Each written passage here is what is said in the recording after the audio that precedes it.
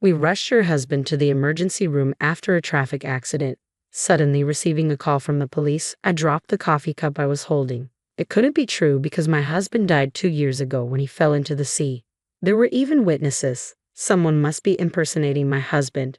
To find out who and why someone would do such a thing, I headed to the hospital. When I arrived at the emergency room, I saw the pale profile of a man lying on a bed. No way, this can't be happening. I almost cried out in shock and covered my mouth with my hand. Oh, honey, it was unmistakably my husband. I am Annabelle, a 32-year-old company employee raising my 4-year-old daughter alone. My husband Tony was supposed to have died 2 years ago. I was told that he fell into the sea and lost his life while working overseas. When I first received the news, I hoped it was a case of mistaken identity. But according to the police, there were witnesses, so I had to believe it. According to those who saw it, my husband jumped in to save someone who had fallen into the sea, and then he disappeared. At that time, sharks were also seen in the water, and it was believed that both the person who fell into the sea and my husband were eaten by the sharks. My husband was rather timid, and I was surprised that he had the courage to jump into the sea to save someone. The local police conducted multiple searches, but my husband was never found, and only his backpack was found floating in the sea. In his backpack, there were photos of me and our daughter, his wallet, and other items. Tony, who usually told me not to touch his backpack, might have been embarrassed to show that he kept our photos in it. Thinking this, my sorrow over losing my husband grew even deeper. Eventually, I had no choice but to put his backpack in the coffin as a substitute for him and hold a formal funeral for closure. Why did you leave us? I was grieving the sudden loss, but I had my daughter left behind. At the time, my 2-year-old daughter didn't understand the meaning of her father's funeral and smiled while sitting on my lap. Her behavior brought tears to the attendees. Poor thing, she doesn't understand that her father has passed away. The venue was filled with whispers and sobbing. After the funeral, I faced my daughter with my best smile, determined not to cry in front of her anymore, and decided to do my best at work and raising my child alone. 2 years passed. I got used to living without my husband, rushing every morning to get dressed and eat, and it became a routine to greet the smiling photo of my husband with, "Daddy, we're off." I took my daughter to daycare and headed to my office. My parents often told me to come back home, but I wanted to keep the promise I made to my husband before he went overseas. I'll raise our daughter well, even on my own. Since my husband's body was never found, he was legally considered missing, so I couldn't receive a survivor's pension, making it financially difficult on my own. But I worked hard for my daughter's sake. Despite being only 4, my daughter helped me with folding laundry and putting away dishes, showing her consideration for me. Living with my kind and honest daughter was poor but very happy. Then one day, I received a sudden call from the police. "We rushed your husband to the emergency room after a traffic accident." Ha! My husband died 2 years ago. What? The shock was so great that I dropped and broke the coffee cup I was holding. What is going on?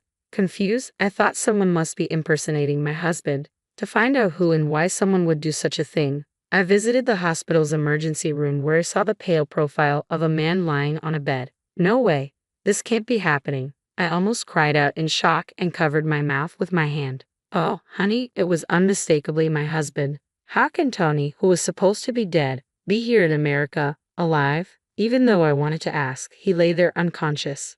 According to the police, my husband was riding a bicycle when he was hit from behind by a car. A nurse handed me his backpack as I stood there in shock. The backpack was very similar to the one I had placed in his coffin at the funeral. When I looked inside, there was a cell phone, and the home phone number in the address book was ours, which is why the police contacted me.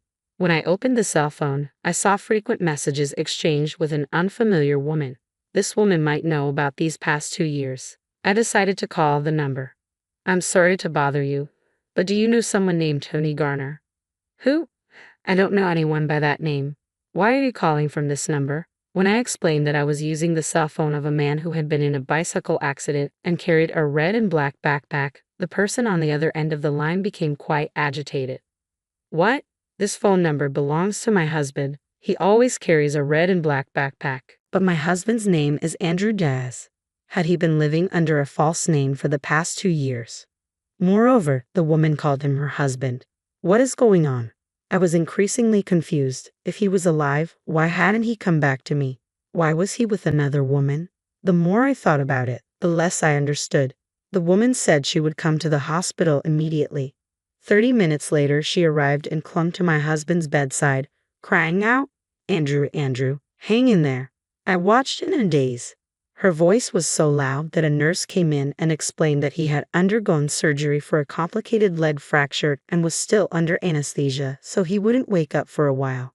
"I'm so glad you're safe," the woman said, relieved, wiping her tears. Then she looked at me suspiciously. "By the way, who are you? Are you a friend of his?" I took a deep breath and looked back at her. "Sorry, but that man is my husband." "What? Don't joke about such things." "I wish it were a joke." She stood up and approached me aggressively. "We have a child together. How can you say such terrible things when he's unconscious? Get out." She grabbed my shoulders and tried to push me out of the room. From her earnest expression, I felt she knew nothing either. "I'm shocked too, so please calm down and listen to me." When I showed her a photo of our family taken 2 years ago, she was shocked and agitated, but she eventually calmed down and told me her story. Her name was Bella, a very beautiful, fair-skinned 24-year-old woman. Apparently, she met my husband on a ship during a heartbroken trip overseas after a college breakup. She was comforted by him and became attracted to him, and he confessed that he fell in love with her at first sight, but he never mentioned being married. Bella continued, looking very confused. "My husband told her that no matter how much he worked, all his earnings were taken by his parents, so he fled overseas to avoid being found by them. He moved into Bella's apartment when they returned to America. He said once he paid off the debts his parents saddled him with, he would marry her officially, so they didn't register their marriage but intended to eventually. She had been completely deceived by Tony. Thinking back, I remembered my husband's deceitful and irresponsible side. During these 2 years, thinking he was dead, only the good memories came back to me due to my sense of loss. But my husband was originally irresponsible, and he had cheated and lied to me before we got married. I shared my story from 2 years ago with Bella, who seemed equally bewildered. What on earth was he thinking?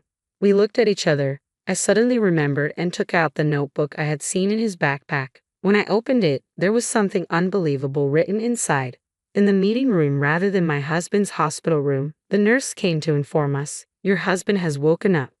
When we returned to the hospital room, my husband was groaning in pain from his leg. "Honey, I'm so glad you're okay. You were in a traffic accident."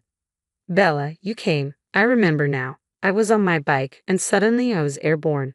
Upon waking up to see his young wife nearby, my husband seemed relieved. Bella, quite the actress, played the role of the caring wife well. "Have you been by my side the whole time?" "Of course, it's for my dear husband." "Thank you. I'm glad you're here." The husband who had abandoned me and our daughter for 2 years was flirting with a younger woman right in front of me. I felt a seething rage and approached to speak up. "Oh, I've been here too."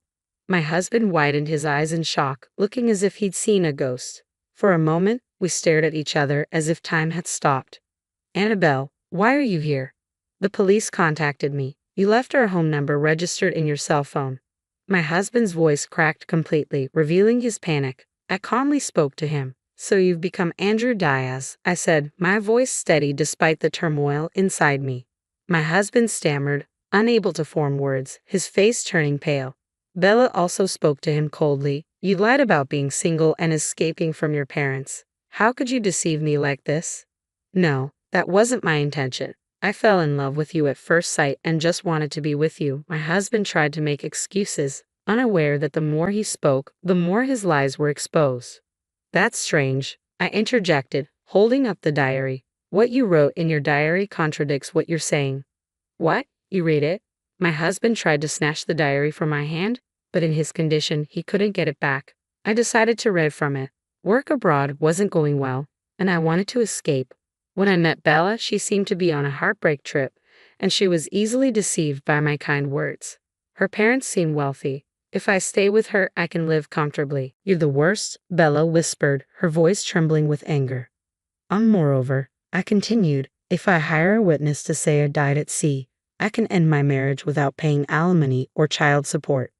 What is this all about? Realizing he couldn't talk his way out, my husband started getting angry. "How dare you read my diary? And I'm injured, you know." Bella looked at him sadly as he turned red with anger. I can't believe I trusted and was deceived by someone like you. It's truly pathetic. I'm sorry, but I still want to be with you. I'll divorce my wife, he pleaded. But at that moment, an older couple entered the hospital room. They were Bella's parents. Why are Bella's parents here? He asked, bewildered. I called them, Bella replied coldly. You always interfere. My husband tried to insult me, but Bella's parents began yelling at him. How dare you deceive our daughter? We'll sue you for alimony and child support, they declared, starting to leave the room with Bella. Bella, wait please. My husband cried pitifully.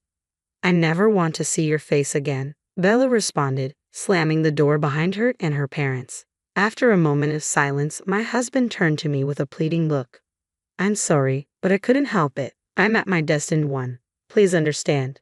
Oh, I see. Given the circumstances, it can't be helped, I replied, my voice dripping with sarcasm. Thinking he had convinced me, my husband brightened up and took my hand. I knew you'd understand. You're my wife, after all. I'll come back to you. I'm sorry for the past 2 years.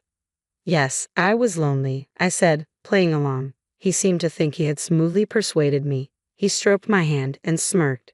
At that moment, a voice boomed from the doorway. Don't be ridiculous. Do you know what Annabelle has been through? I will never forgive you. It was my father, followed by my mother.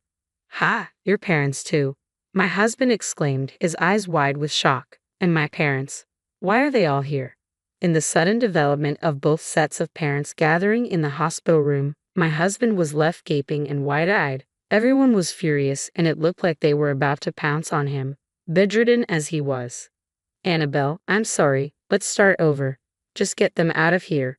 My husband terribly pleaded for help, but I held back my urge to punch him and coldly told him, the moment you abandoned me and our daughter, our ties were severed. Starting over is out of the question. Please don't say that. I'm injured and can't move. I need someone to help me, he whimpered. You brought this on yourself. We will proceed with the divorce. I will also claim alimony and child support. In reality, I had held a symbolic funeral for him 2 years ago, but we had kept our marriage on paper until the 7-year mark for a missing person declaration. Now I could properly divorce him and cut all ties. No way, he muttered, looking defeated. Also, I informed the police. The hired witness who claimed you died at sea will be caught too. You should prepare yourself. I feel sick. Call a doctor, not the police, he said, feigning weakness and trying to look pitiful. He had a habit of lying to escape when things didn't go his way. Take responsibility for your own mess, my father-in-law shouted at my husband. Even as he continued to look up at me with pleading eyes, I responded with a smile. Thank you for being alive, so please make sure to pay the alimony and child support. Realizing there was no one left to save him, he covered himself with a blanket and started crying. After that, I officially divorced my husband. His parents paid $330,000 in alimony and $100,000 in child support upfront. Bella also reported being deceived to the police. His parents paid her for alimony and child support as well. My husband was arrested and went to jail. When he gets out, he'll have to work hard to repay his parents, watched by strict relatives to prevent escape. It will take him a long time to repay his debts. I moved back to my parents' house and started living happily with my daughter. Now, every morning, my daughter says, Grandpa, Grandma, I'm off to school, and heads to daycare. To protect my daughter's smiling face as she grows, I will continue to do my best. How did you find this story? Please subscribe to my channel. See you in the next video.